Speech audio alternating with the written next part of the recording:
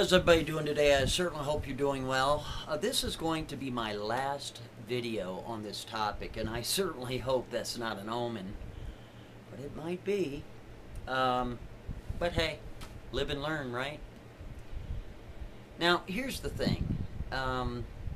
Coincidences do occur in nature, in life. But you see, when these coincidences pile up on each other in such a short period of time, they're not coincidences as far as I'm concerned. Now, after the information in which was obtained last night, just on a hunch, yeah. Because, you know, if you're going to figure out what happened yesterday, you kind of got to go back in time to take a look at everything. And then you got to match it up and compare it with what has been reported, said, published, photographed, all that stuff. And then you got to use a thing called common sense. Now, I am absolutely convinced that the person that has been paraded around the world is committing that atrocity in Orlando is nothing more than a patsy. That's my opinion, and I'm sticking with it. And here's the really wonderful part. All the information is down below in the description, so you can see it too, and it's archived. Oh, they're doozies too, they sure are. And I'm going to show you all the coincidences on how they're stacked up on top of each other. Yeah. So, let's go ahead and go back in time, shall we? Let's see, June 3rd, June 4th, and June 5th. Let's start out with June 3rd. You see, the President of the United States decided that he was going to fly to Miami, Florida for some sort of fundraiser in that. And then, shortly after that was done, he flew into Port St. Lucie, Florida.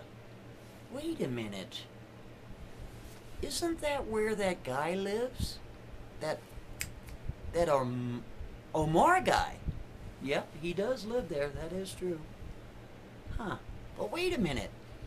The press has been telling all of us, been telling the whole world, that Omar there, he traveled to that nightclub. Well, that's funny, because I tell you what, from Port St. Lucie to Orlando is 130 miles. Sure is. Look it up yourself. Please do. You do that. So you mean to tell me, on a regular basis, as the press would have us all believe, that Omar would frequent that nightclub on a constant occasion? Hogwash. No, sir. No, ma'am.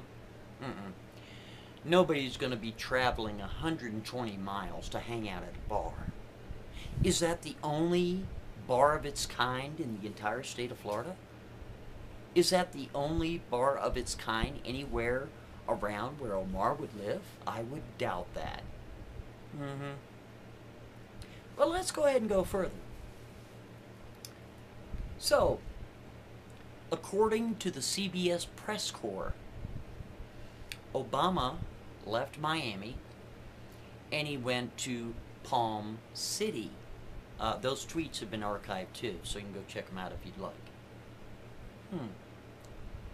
Now, the darndest thing, according to the CBS News Corps, or the person reporting on this, he suggested that the President of the United States was golfing at the Floridian, I do believe. But you see, in my opinion, that's decoy. Because they do the same thing with cars. You know, they say he's in this one, but he's really in that one. They say he's over here, but he's really over there. Well, of course, because, you know, security. And here's the darndest thing. I mean, the darndest thing. You see, there is a golf course, very prestigious golf course. It's gated. Millionaires, billionaires, they go play at this golf course. They sure do. And I think it's called PGA. That link's down below too. And you just wouldn't believe who was working there as a security guard. That Omar guy. Is that amazing or what? It is the darndest thing.